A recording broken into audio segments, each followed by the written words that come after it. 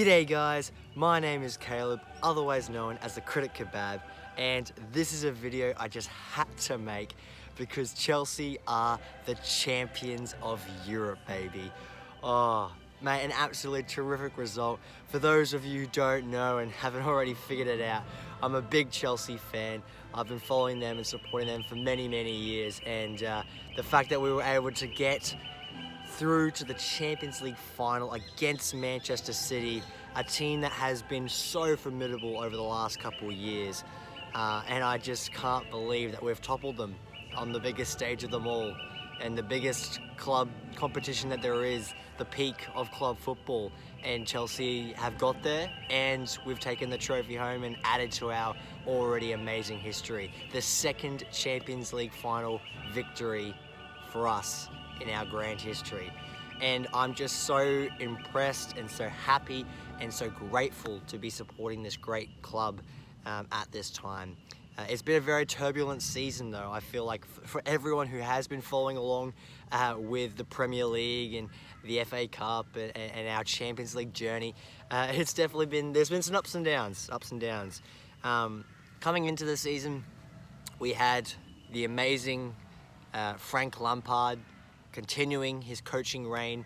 After last season, he came in, filled up that position and really outperformed everything that we expected from Chelsea in this transition period. We had just sold Eden Hazard, we had a transfer ban, and you know, we were having to utilize a lot of our young players and a lot of our academy players.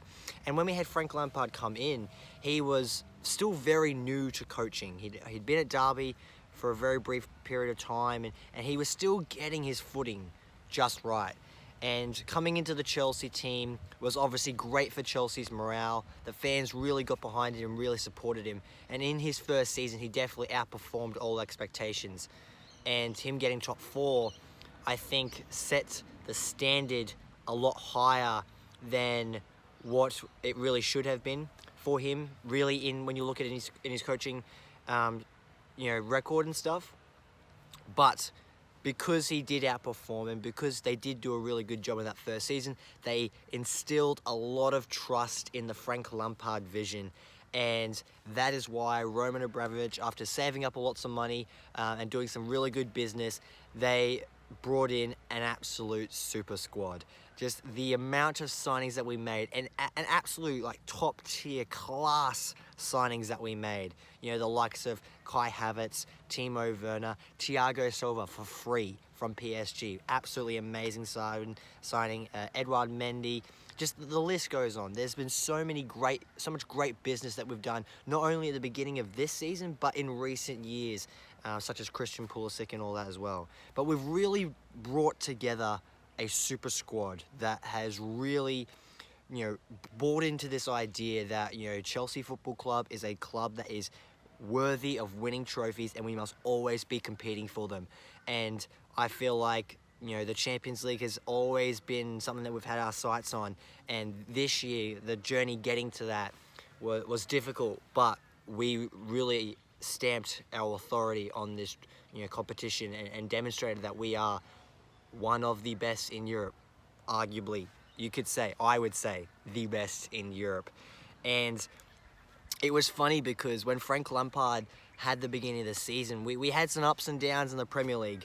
I remember we got knocked out of the Carabao Cup pretty early on to Tottenham Hotspur, which, that's one of the trophies that it's we obviously still would love to be competing for it, but in the grand scheme of things, I think all footballing fans would acknowledge that's probably the least important of the trophies available on offer.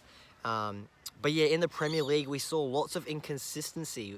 Frank Lampard had a style and a mentality and a formation that he really brought together, and you could really see what he was trying to do. And I liked what he was trying to do. I liked his style of play, but what is undeniable is that we were looking pretty shaky at the back, and when things weren't going right for us, there was no clear and obvious plan B. Frank Lampard, maybe in his inexperience, was a bit stubborn and didn't want to change things up too much. And I think that was a detriment to him, because it really shows that when we had this coaching transition from Frank Lampard to Thomas Tuchel, that when you change up the system and you have a bit of variety and you actually use players in different ways than anticipated, it really can just change the whole landscape of an entire squad. And the Frank Lampard dismissal at the beginning of the year was truly heartbreaking. Obviously, I love Frank Lampard. He's, I've seen so much of his, highlights, and I'm so impressed by him, not only as a player but as a leader as well. And to see him come into coaching of this great team that he has had so much history with was really emotional. And I feel all Chelsea fans would agree in saying that, like, it was beautiful to see him at the touchline, barking those orders and spurring our team to victory when we were making it. But I think we can all agree that Frank Lampard, in his coaching tenure, is still very new. He's still young, and if he continues with coaching, which I hope he does, hopefully he just continues to gain that experience. And in my personal opinion, once he has got that experience under his belt, I'd love to see him return and maybe one day see some glory with him at the helm. But the man of the moment, the person that came in as the replacement to Frank Lampard, was Thomas Tuchel, and he is an absolute genius. He is a coaching genius, and the fact that he has beat Pep Guardiola 3 times since he's taken over, and has really proved that Chelsea, with the players they had, were a team ready to win trophies. And that was a big skeptical thing, when Frank Lampard was in charge, is that we were sitting 9th on the table in the Premier League. Top 4 hopes were slipping away. The Champions League draw against Atletico Madrid was scary. But regardless, Thomas Tuchel has brought in a system, and our performance has been fantastic under him. We've had an absolutely solid defensive unit. The likes of Thiago Silva, Andreas Christensen, Antonio Rudiger, Cesar Azpilicueta, all across that back line. Just so solid. Absolute brick walls they were. And something that I did not anticipate when Tuchel came in, but I absolutely loved, is that he utilised the 3/5 at the back formation. And we had Ben Chilwell and Reece James, and in that stage is Callum Hudson-Odoi and Marcus Alonso respectively, out on those wing backs. And I loved the system. I absolutely loved the style of play. It's a play style that I really identify and I enjoy watching, being very much so making sure your defense is nice and solid, and that your goalkeeper is really protected, and that it's really hard to break down you as a defense and to get past you and pinpoint those passes in between. So defensive wise, I think Thomas Tuchel came in and absolutely revolutionised this team, brought Tony Rudiger back into the team after being out of the squad under Lampard for a long time, and he's been absolutely amazing, this year. He has definitely become a cult hero of Chelsea, and I can't believe it. I absolutely love the man. He's just an absolute genius. The way he gets into those positions, makes those hard tackles, and just absolutely outclasses so many of the attackers, the great attackers that come at him as well. And to see the defensive unit so solid, and then also see how well our midfield and our forwards combine together to really create some exciting football. Chelsea has always been a team that has liked to dominate possession, have free-flowing attacking football, and once we've got Kovacic in the middle, we now had Kai Havertz, who played out on the wing a bit this year. Obviously Ziyech and Pulisic are just amazing players, but of course the likes of Mason Mount, who is already a club legend and will continue to be for the remainder of his career. I can't see him going anywhere. I do think he's going to be one of the best in the world. Frank Lampard really shepherded the youth of the academy coming into this squad, like the likes of Tammy Abraham, obviously Mason Mount, Christensen's obviously a academy player as well, and the list goes on. And I am just so impressed by the likes of everyone that's come into this squad. And this brings me to Timo Verna, who is a player that lots of people like to give criticism towards. And I, of course, have my criticisms as well. I think Whenever you get him into the 18-yard box, he just loses all confidence and just can't get his shooting boots on and get the ball in the back of the net. In saying that though, he has still been so deadly and so unpredictable for us. And I say unpredictable in a good way because the defenders that we come up against don't know how to deal with him because he's constantly making runs in behind or coming short, receiving the ball to feet, taking players on, getting into those great attacking positions. And that role that he plays for the team is so great for the rest of the team because it opens up so much for us. You know, the goal that we did score in the Champions League final, you could see Timo Verna making those runs, getting into the right positions so that it opens up spaces for the likes of Mason Mount and of course Kai Havertz, who finishes off and gets the winning goal. And I can't believe the fact that we made it all the way to the Champions League final. It's just amazing to see. And the fact that we went through the group stage under Frank Lampard, and as you would all expect, we finished top of the group. We did absolutely amazing for the most part. And once we transitioned into Thomas Tuchel, we came up against Atletico Madrid. Diego Simeone, a great coach. Atletico Madrid, winners of the La Liga this season, have been performing really well, especially now that Luis Suarez has come into the team and has been, scoring class goals for them. And the fact that we were able to just knock them off like it was nothing. Like, we just absolutely beast them. Fantastic game. Absolutely loved watching us play against them, and it was really great to see that result come in straight away. And that took us obviously into the game against Porto, and that was also a really tough match because Porto are another really solid team with some great players. And to see us go up against them and also still kind of lock them down and force them to be controlled by our style of football. And yes, they made it hard for us, but we still prevailed due to our determination and our class. And obviously that then takes us into the semi-finals against Real Madrid, where Real Madrid, you say the name and just straight away you understand the history of this great club because they have so much of it. They've been in this competition at this stage so many times before, and they've won the trophy countless times. They are worthy of respect. And yet, when Chelsea versed them, we just, we outclassed them. We just absolutely dominated some of their amazing players like, Luka Modric, Toni Kroos, great midfielders, just didn't even show up at all.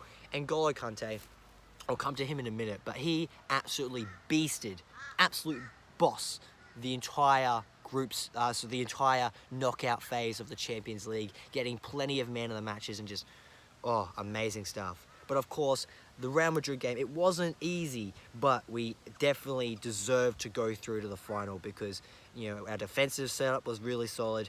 And we made some really good plays.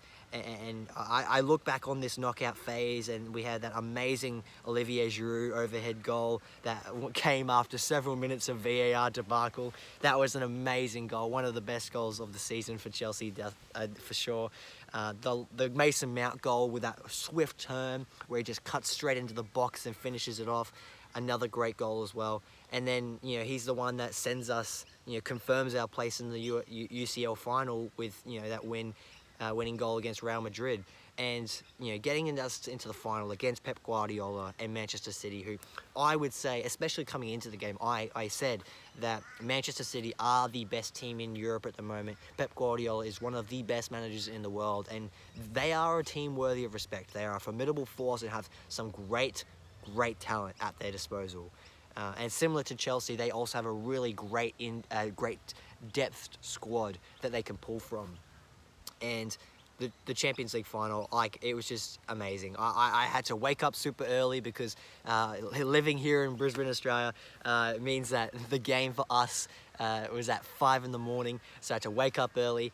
And it was funny, I tried to get a bit of sleep before the game, and I just couldn't get much sleep, honestly. I was just so paranoid about I don't want to miss my alarm and miss the game. And I was just I kept waking up once every hour. I was just is it game time yet?